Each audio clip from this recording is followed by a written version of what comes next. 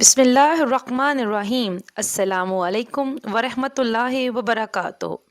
غلام اور تاجر کا ایک خوبصورت واقعہ۔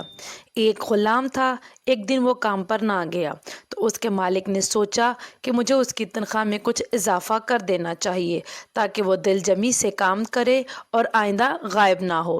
اگلے دن مالک نے اس کی تنخواہ سے زیادہ پیسے اسے دیے جو اس نے خاموشی سے رکھ لیے، لیکن کچھ دنوں بعد وہ دوبارہ غیر حاضر ہوا تو اس کے مالک نے غصے میں آ کر اس کی تنخواہ میں کیا گیا اضافہ ختم کر دیا اور اس کو پہلے والی تنخواہ ہی دی۔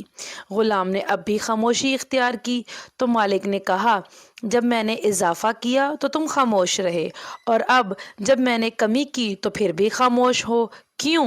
تب غلام نے جواب دیا، جب میں پہلے دن غیر حاضر تھا تو اس کی وجہ بچے کی پیدائش تھی، اور اس کی طرف سے تنخواہ میں اضافے کو میں نے وہ رزق خیال کیا جو وہ اپنے ساتھ لے کر آیا، اور جب میں دوسری مرتبہ غیر حاضر تھا تو اس کی وجہ میری والدہ کی وفات تھی، اور اس کی طرف سے تنخواہ میں کمی کو میں نے وہ رزق خیال کیا جو وہ اپنے ساتھ واپس لے گئیں۔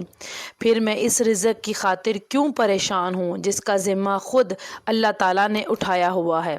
سبحان اللہ۔